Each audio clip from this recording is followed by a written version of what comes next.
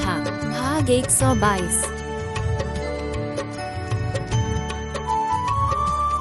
श्रीमद् गोस्वामी तुलसीदास जी द्वारा लिखित श्री रामचरितमानस लंका कांड।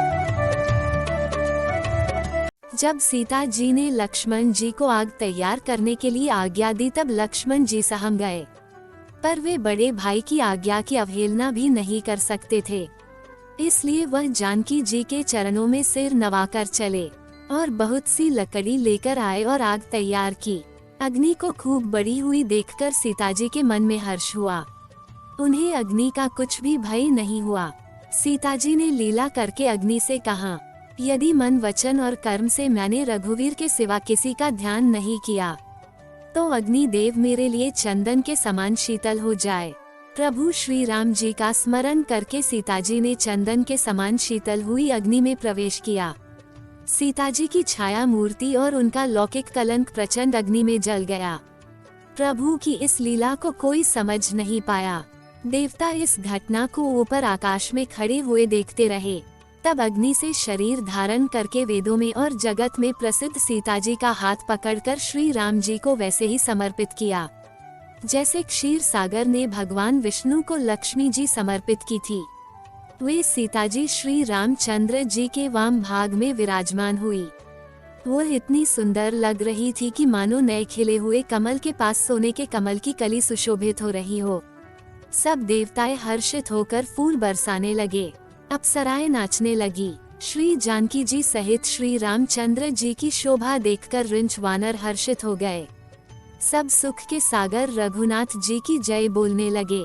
फिर श्री रघुनाथ जी की आज्ञा लेकर इंद्र का सारथी मातली चरणों में सिर नवाकर रथ लेकर वापस चला गया। उसके उपरांत सदा के स्वार्थी देवता सब आए। वे ऐसे वचन कह रहे हैं जैसे बड़े परमार्थी हो। वे श्री राम जी का उपकार मान रहे हैं और कह रहे हैं, हे दयालु रघुराज, आपने देवताओं पर बड़ी कृपा की है। दुष्ट कामी और कुमार्ग पर चलने वाला रावण आपने ही पाप से नष्ट हो गया। हे नाथ, जब जब देवताओं ने दुख पाया तब तब अनेकों शरीर धारण करके आपने ही उनके दुख का नाश किया है। जो रावण काम क्रोधी और देवताओं का परम शत्रु था, जिसने जानकी जी का हरण किया, ऐसे अधम को आपने अपना परम धाम दिया। इस बात का हमारे मन में आश्चर्य हुआ। हम देवता श्रेष्ठ अधिकारी होकर भी, स्वार्थ परायण होकर भी आपकी भक्ति को भुलाकर निरंतर जन्म मृत्यु के चक्कर में पड़े रहे। अब है प्रभु, हम आपकी शरण में आए हैं। हमें क्षमा कीजिए और हमारी रक्षा कीजिए। तब वहाँ ब्रह्मा जी आए। उन्होंने श्री रघुनाथ जी को बहुत प्रकार से वंदन किया और कहा, बिना ही कारण दिनों पर दया तथा उनका हित करने वाले शोभा के धाम विभीषण दिन था, जिसको आपने लंका का राज्य दे दिया। ऐसे दयालु प्रभु में जानकी जी सहित आपको नमस्कार करता हूँ। आप भावसागर के तारने वाले हैं, मन में उत्पन्न होने वाले कठिन दोषों को हरने वाले हैं। हे दीन दयाल, दया कीजिए और मेरी विभेद करने वाली बुद्धि को हर लीजिए, जिसके कारण मैं विपरीत कर्म करता हूँ। हे देवताओं के देवता, राजाओं के महाराजा, आप मुझे यह वरदान दीजिए कि आपके चरण कमलों में सदा मेरा प्रेम बना रहे। इस प्रकार ब्रह्मा जी ने अत्यंत प्रेम पुलकित शरीर से विनीत की।